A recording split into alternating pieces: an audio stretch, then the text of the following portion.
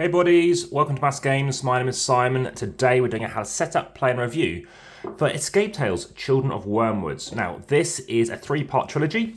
This is the third in that trilogy. They're completely standalone. They make no difference whatsoever in any order you wish to play them in. Check out my various playlists such as the unboxing playlists, my various other playlists such as how to set up, play and review, the AmassGames playlist, the Family Weight playlist, amongst many others, including of course the Escape Room playlist. Now this is filmed as a short as well, so if you're watching this, make sure you head through to watch the full video over on, of course, YouTube, to comment, let me know your thoughts, etc. So it's very gorgeous to look at. This has over 60 different endings. You may have seen my unboxing video for this, and of course had some thoughts about that one. Well, let me tell you my thoughts. So firstly, this is a game, as I mentioned, with 60 different endings, and over a third of the cards have not even been touched. So have we finished it and played this as a 3, a 2 and a 1 over the various different chapters. There's a number of different locations that you're going through. I'm just going to show you one location which won't make any sense to you, so there's no spoilers. And you're going to have a location such as this. You're going to have various action counters that you're going to be given, and you're going to have a character. This character is called Gilbert. And what you're going to be doing with Gilbert is going out and ultimately being adjusting his stamina, his spirit, his sanity, and charisma up or down, depending on what you might be doing. A number of cards have already been gone through. There's 187 in the game. So for example, we've got this location has been come up and it's told us to reveal this card, and we can interact with everything in this room. We can go to page 313 or position 313 in the rulebook, the various one relevant to the particular chapter, and ask a question about whoever this person is, or here, we'll go to these locations as well.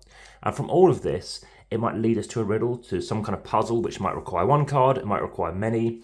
You may have seen my other videos which will show the app, so you'll use this app to interact, and it might tell you how many puzzle cards you're going to need.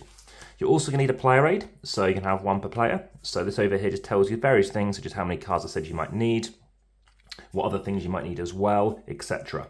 Also, we have focusing and rest, which is slightly different to the last game. You might want to focus and maybe, I don't know, do something else. You might want to rest, maybe that gives you more stamina, and it's ultimately going to affect what you're doing with your various character traits as well. So there are various ones that kick in depending on the various chapters that you're doing. Also, to let you know that there is, like I said, from those 60 endings, there's no winning or losing conditions. As you run out of these, you will need to get more focus and rest tokens out into the game. So that will be constantly updating you as well. Of course, you can replay it again. So let's talk about these puzzles. So the puzzles are pretty good. It was only until the epilogue that I actually needed to ask any questions or hints. Until that point, I actually managed to solve these ones without needing any, which is great, because sometimes these games can make you feel a bit rubbish, quite frankly, at playing these games. So that's how that is to be talked about.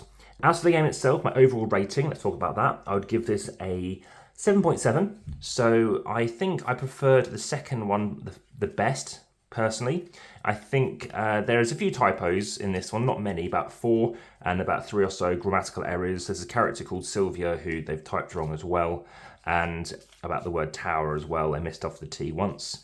But ultimately, it is a very good experience. There's lots of different paths you can take. It does branch. As I said, you can't complete everything. So there's lots to be discovered. If you are interested, there's a fourth one as well, which I was hoping to get the Games Expo, so check out my playlist for that as well. I think I have a Board and Dice playlist, so check that out as well. I've played actually quite a number of their games now, including one yesterday, which was the Tillerson game in the T series. So I've got videos for Tekenu and Tortenitsu on the channel as well. Of course, you might well actually say that this game itself is a game which is in the T series, with that T obviously for Tales as well. So any questions, please let me know. The comments are best on YouTube, as I mentioned. Also via the description, you can support the channel via Patreon. There are occasional competitions via Linktree. Keep checking back there. You can also head through to Instagram. There's over 3,000 posts, over 3,900 followers at time of recording. You can also head through to various other things, such as on Facebook. Join the discussion over there. Any other questions? I look forward to speaking to you, of course, daily videos. This has been again in 4K. And that has been Escape Tales. So hopefully you found this of interest. And let me know your thoughts. For now, back to the table.